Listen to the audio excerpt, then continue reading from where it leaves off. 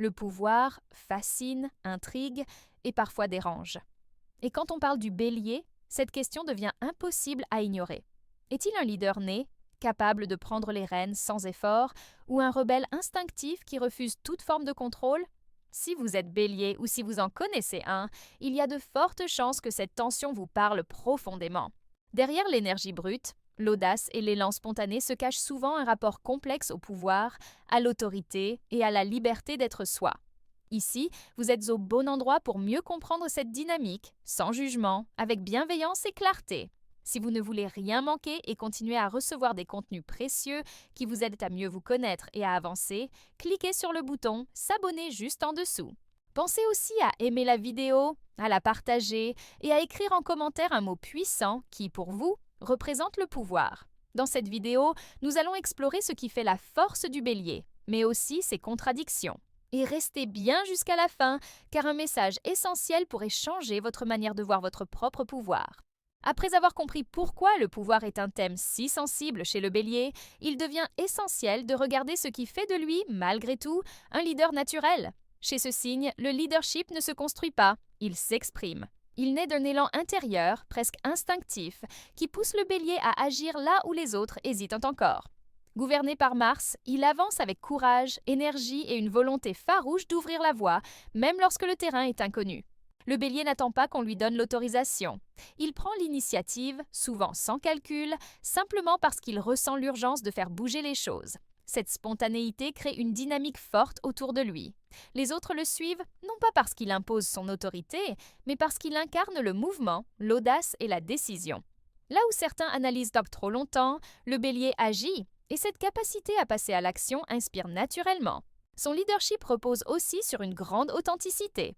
Le bélier ne joue pas un rôle, il est entier, direct, parfois maladroit, mais toujours sincère. Cette franchise crée un sentiment de confiance. On sait à quoi s'en tenir avec lui, il ne manipule pas, il avance frontalement, et cette clarté rassure ceux qui cherchent une direction simple et honnête. Cependant, ce leadership est souvent inconscient. Le bélier ne se voit pas forcément comme un chef. Il se contente d'être lui-même, et c'est précisément cela qui le place en tête.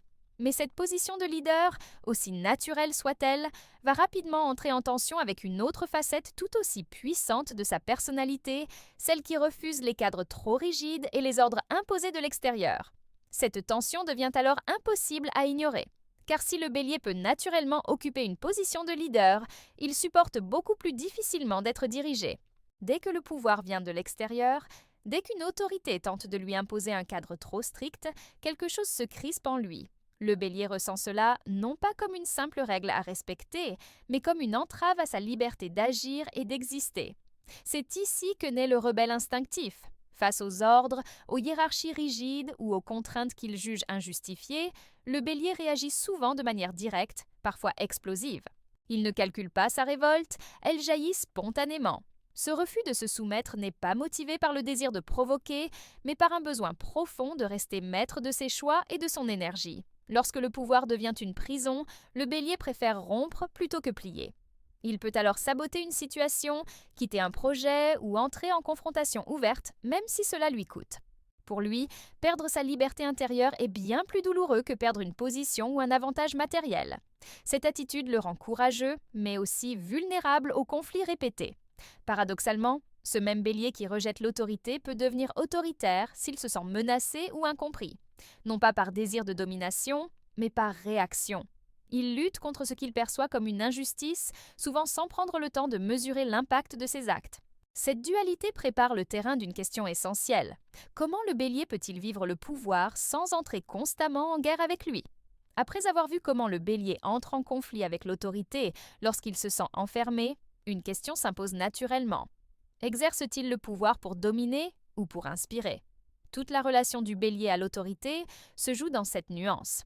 Lorsqu'il agit depuis l'ego blessé ou l'instinct de survie, son énergie devient dure, tranchante, parfois oppressive. Il peut alors confondre puissance et force et croire que diriger signifie imposer. Mais lorsque le bélier est aligné, son rapport au pouvoir change radicalement. Il n'a plus besoin d'écraser pour exister. Il inspire par l'exemple, par le mouvement qu'il initie, par le courage qu'il incarne. Son autorité ne vient pas d'un statut, mais de sa capacité à agir en premier et à assumer les conséquences. C'est un pouvoir vivant qui entraîne plutôt qu'il ne contraint. Le Bélier respecte profondément l'autorité qu'il juge juste, claire et cohérente. Il peut suivre un leader s'il perçoit de l'authenticité et une direction sincère. Ce qu'il rejette, ce sont les jeux de pouvoir, la manipulation et les règles sans sens. Face à une autorité vide, il se cabre. Face à une autorité incarnée, il s'engage. C'est dans cette oscillation que se joue souvent son chemin de vie. Tant qu'il associe pouvoir et domination, il reste en lutte permanente. Mais lorsqu'il comprend que le véritable pouvoir réside dans l'influence, la responsabilité et l'intégrité, il commence à transformer son énergie martienne en force constructive. Cette prise de conscience ouvre la voie à une maturation essentielle où le Bélier apprend à canaliser son feu sans l'éteindre. À mesure que cette prise de conscience s'installe, le Bélier entre dans une phase de maturité où son rapport au pouvoir se transforme en profondeur. Il ne cherche plus à prouver sa force à chaque instant, ni à se battre contre tout ce qui le contrarie. Son énergie, autrefois dispersée dans la confrontation, commence à se canaliser avec plus de lucidité et de maîtrise. Le Bélier mature comprend que diriger ne signifie pas agir seul contre tous. Il apprend à écouter, non pas parce qu'il doute de lui-même, mais parce qu'il reconnaît la valeur des autres points de vue. Cette écoute ne l'affaiblit pas, elle affine son action. Il reste rapide, audacieux et déterminé, mais ses décisions deviennent plus conscientes et moins impulsives. Dans cette version plus évoluée, le pouvoir n'est plus un combat permanent. Il devient une responsabilité assumée. Le Bélier cesse de réagir contre l'autorité et commence à incarner la sienne. Il inspire confiance parce qu'il agit avec cohérence, clarté et constance.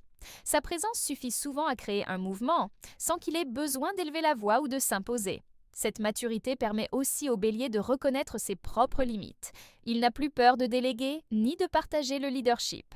Il sait quand avancer et quand laisser l'espace aux autres. Le feu est toujours là, mais il éclaire au lieu de brûler. Cette transformation intérieure prépare naturellement la synthèse finale. Le Bélier n'a jamais été seulement un leader ou seulement un rebelle, mais l'expression vivante d'un paradoxe qu'il apprend peu à peu à harmoniser. Au terme de ce parcours, une chose devient claire. Le Bélier n'est ni uniquement un leader né, ni simplement un rebelle instinctif. Il est les deux à la fois. Cette dualité n'est pas une contradiction, mais une force lorsqu'elle est comprise et intégrée. Le Bélier porte en lui l'élan de celui qui ouvre la voie, tout autant que le refus de se laisser enfermer dans des structures qui étouffent son feu intérieur. Lorsqu'il subit le pouvoir, il se rebelle. Lorsqu'il l'incarne consciemment, il inspire. Toute la différence réside dans sa capacité à choisir plutôt que de réagir. Le véritable pouvoir du Bélier ne se trouve ni dans la domination, ni dans la fuite, mais dans l'action alignée, celle qui respecte à la fois son besoin d'indépendance et sa responsabilité envers les autres.